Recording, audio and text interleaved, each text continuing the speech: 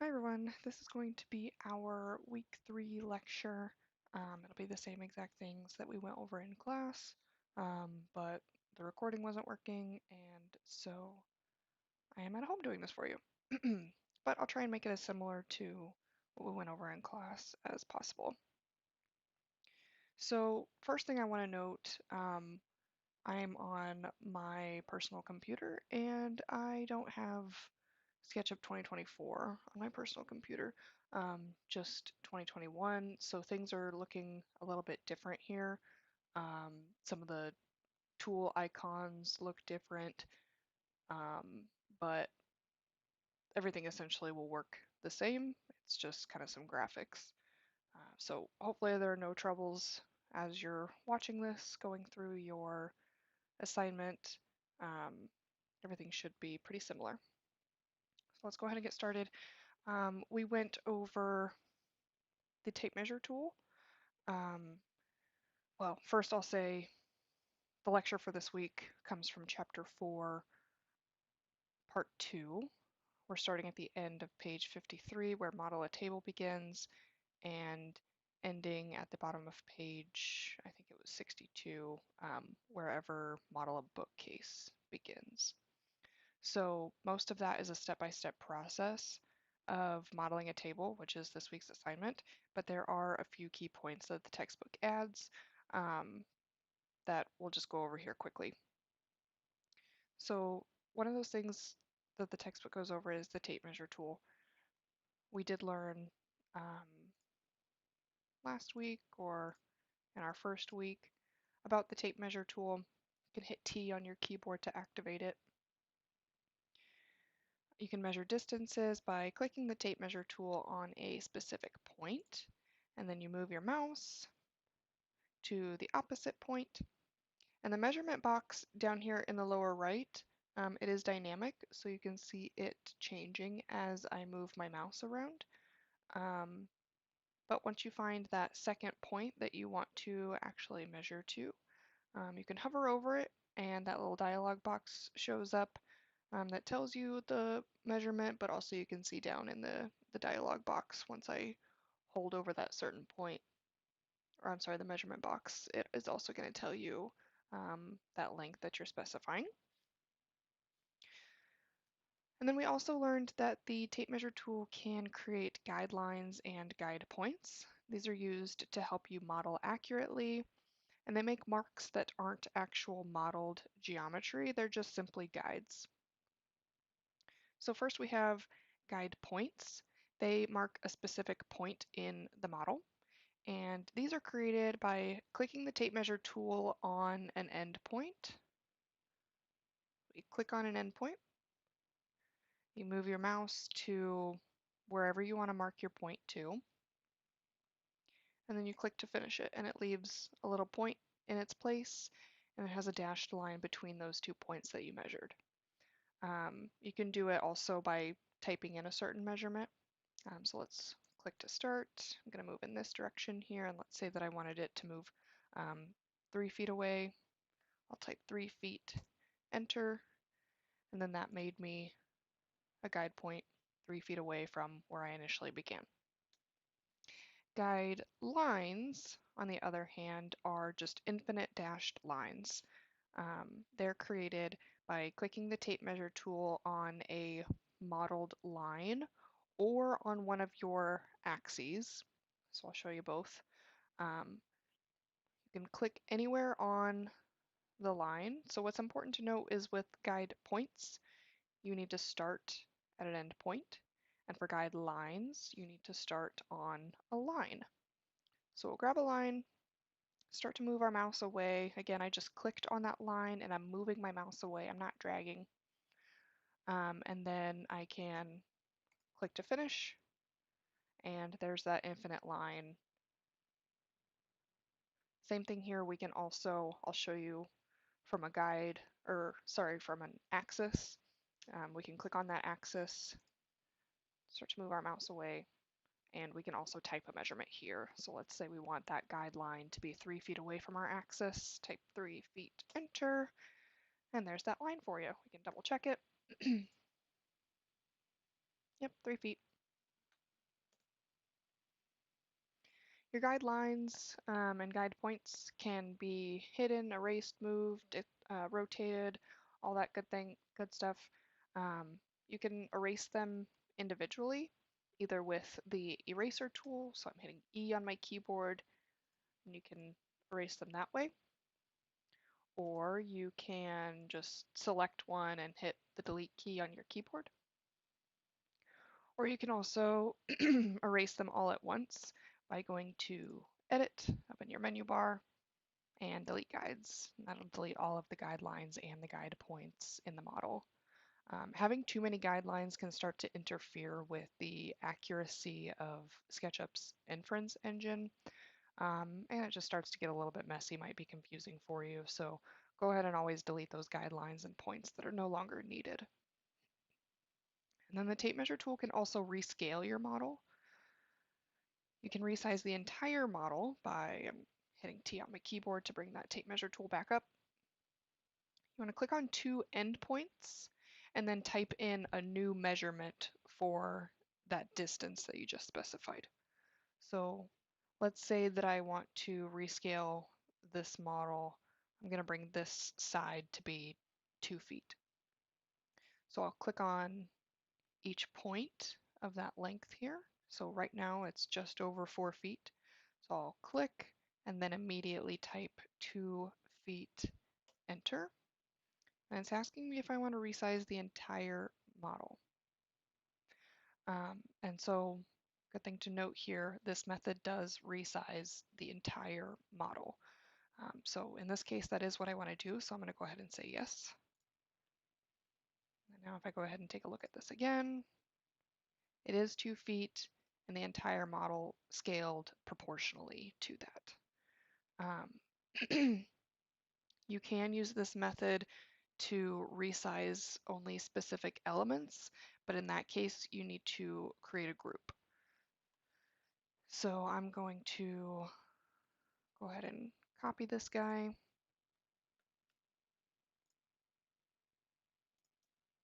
And I'm going to create a group out of it by having it all selected, right click, and make a group.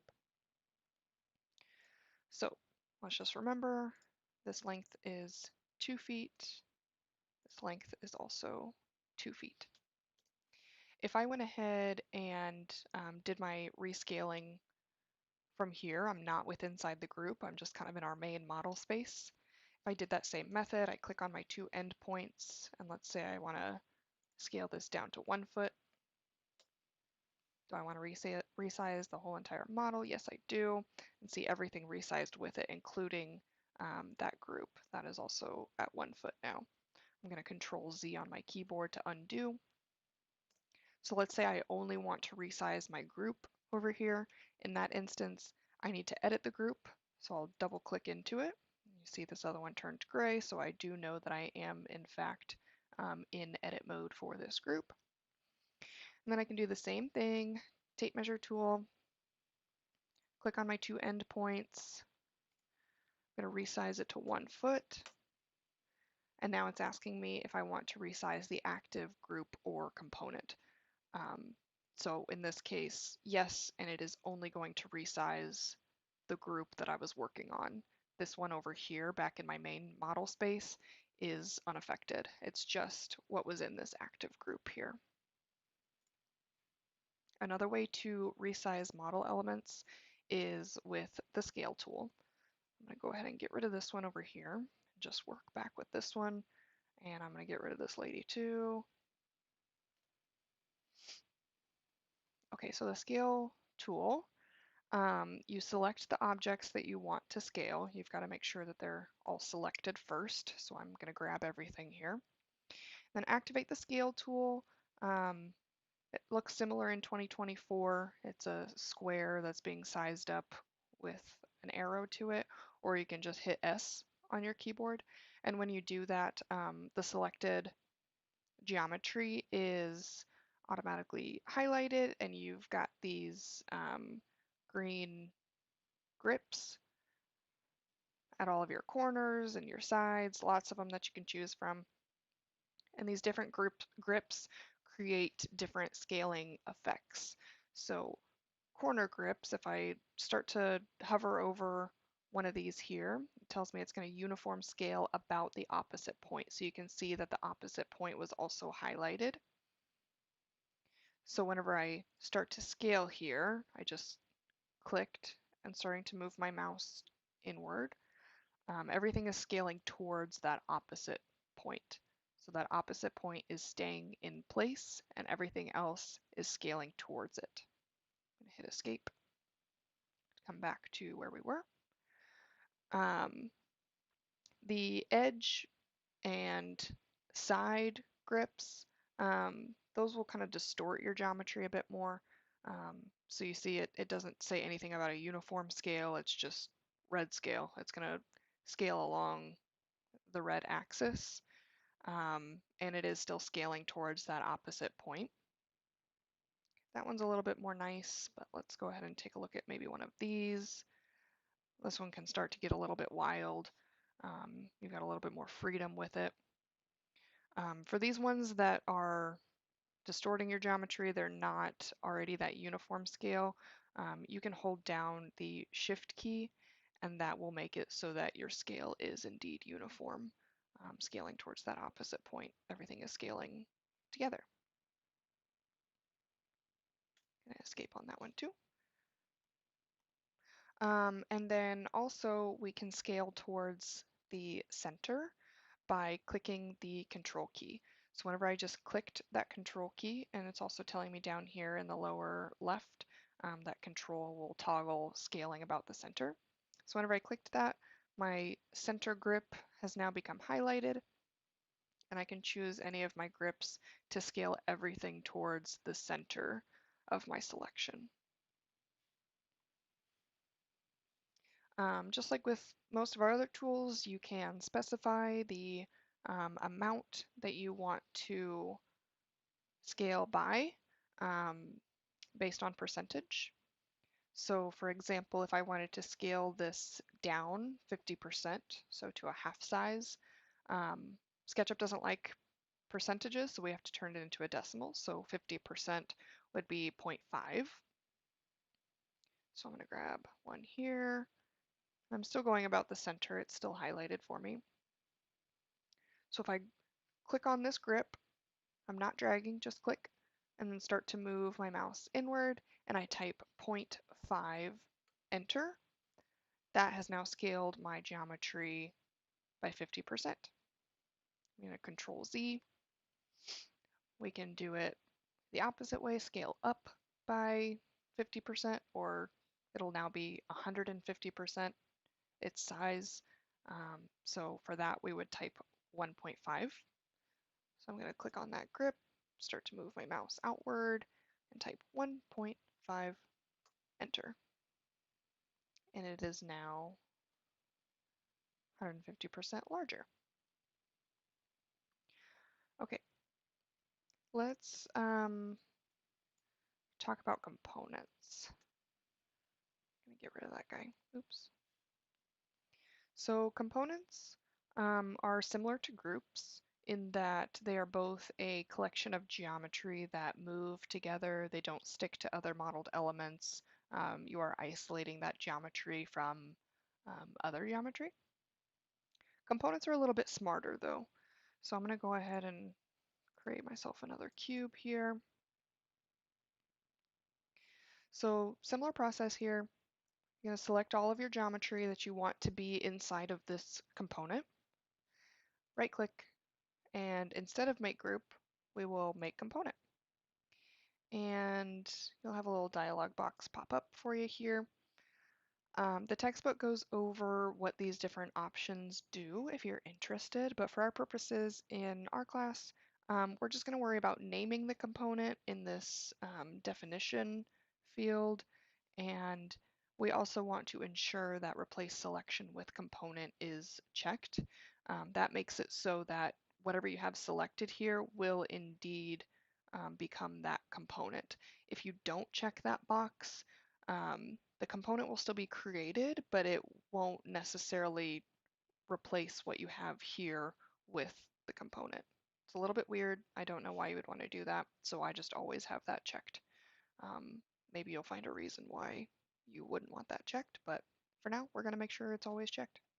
So I'm just going to call this cube. I'll hit create, and it looks just like a group here.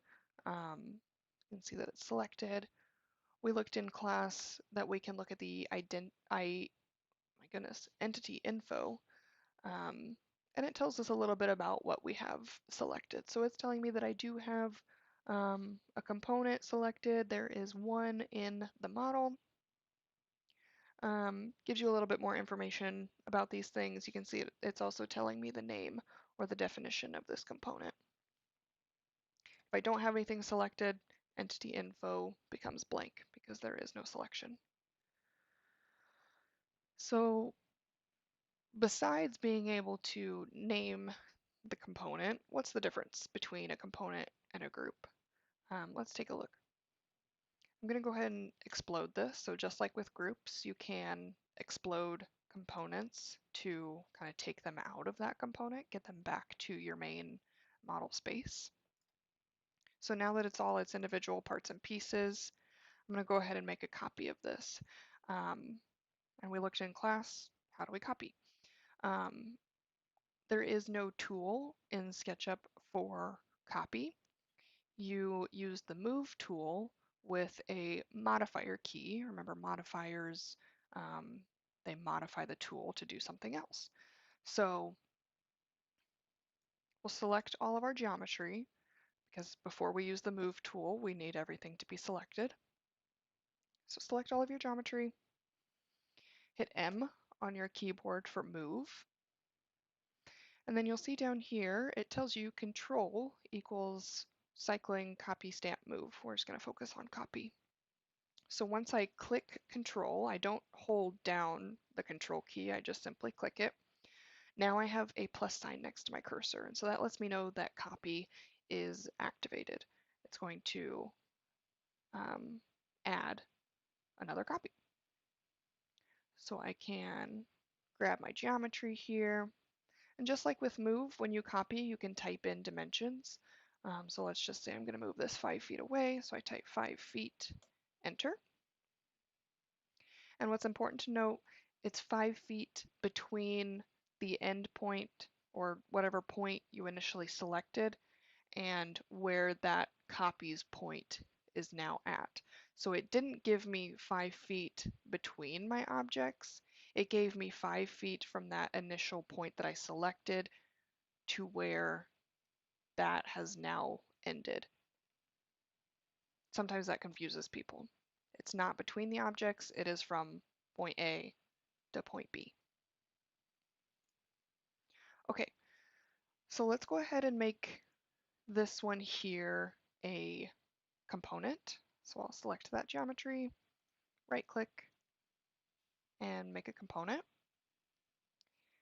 And I don't think I showed this in class. Let's see, if I try and name this cube again and hit create, it's going to tell me that a component already exists that's named cube. So you can't have more than one component with the same name. And you might be thinking, oh, well, we deleted the component that was named cube, so why is it still registering that it's in the model? Well, even if you delete it from your workspace, it still kind of exists in the model, and we'll see where that exists. So I'm going to go ahead and say, no, I don't want to replace that definition. You could say yes, and it'll get rid of the old cube component, and now you'll only have this new cube component, but I want to show you that that old cube still exists. So I'm going to say no, and I'm going to name it new cube. I have replace selection with component checked, so I'll hit create. So we looked in class, the components panel over here shows you all of the components that are in the model. You can see our creepy lady is still there. She's a component. Even though I deleted her, she's still available to me over here in the components panel. Same thing with my old cube. It's not physically in my model, but it still exists. And from here, you know, say I want my lady back for whatever reason, or I want my old cube back, I can just drag from that components panel into the model space again. And so I can have that component back. Same thing with my old cube. I can drag that out into my model space. Okay, so I have my new cube component. And then over here, I'm going to turn this geometry into a group. So far, not a whole lot of differences. However, the differences start whenever you are creating copies. So an original component is called the definition. That's kind of tying back to the name of it. And then copies of the definition are called instances. You can think of it as definition and instance, or you can just have it be the original and the copies. Sometimes it turns out to not really matter which one's the original and which one is a copy, and we'll see why. So I'm going to go ahead and make a couple of copies of both of these. So I'm hitting M on my keyboard for move and then clicking Control to activate copy. I'm going to make a couple of copies here, maybe just 5 feet away, 5 feet, enter.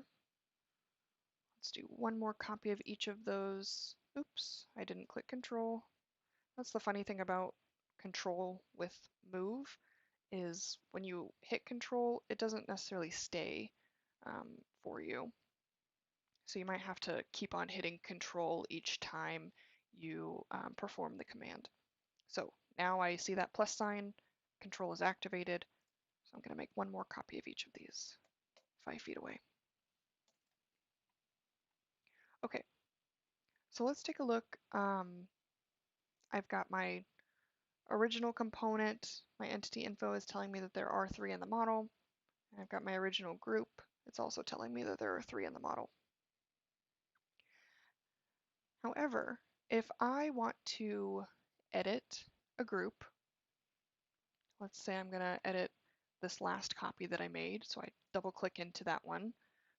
And then let's just say I'm going to use the push-pull tool to make this one a little bit taller. And you'll see that these other 2 didn't change. They're still their original sizes. Now whenever I go look at this one that I changed, it does know that it's no longer the same type of group as those other 2 copies, so it's telling me there's only 1 in the model. And now when I look back on our original, it knows that there are now only 2 in the model that look like this. So they're somewhat tied to each other because it knows when you have similar groups, but changing one group is not going to affect any of the other copies of the group. Same thing, I mean, if it doesn't matter which one of these I change. If I would have changed the original one, then these 2 would have stayed the same. So it doesn't matter if it's an original or a copy. A component, however, let's take a look. I'll double click into this third one and start to make some changes. As I change this one, my original definition and my first copy, the first instance, they're also changing as I am changing this one here. So components are tied to each other. When you make a change to one, again, it doesn't matter if you change the original or a copy, they're all going to change. So they are kind of linked together. Just to show you, if I come back to this original one and change, they're still all going to change. This is helpful if you're creating something that you're going to have multiple copies of and you want them to all be tied together. If you make changes later on, you don't want to have to go back and update every single one of them. I think I used a cabinet reference in class. If I went through and made a bunch of cabinets as groups, and then I realize, oh, I want to add maybe a piece of trim to the cabinet. I would have to go back and change all of those groups to add a trim to each group because groups are not tied to each other. Components, however, a lot smarter. If I change one, it's going to change them all. But let's say that you have a fancy cabinet. And so you want to start with kind of the bare bones of your original cabinet, but we want to change it, make it a little bit fancy. What we can do there is we can right click the component and you have an option to make it unique. And so if I do that, you'll see the definition changed now to new cube number 1, and there's only 1 in the model. And come back to these original ones, it's saying that there are 2 in the model. So now if I edit my new one that I made unique, just push pull, it's no longer changing those other 2 because I've made it unique. I've kind of severed that tie between all of my components.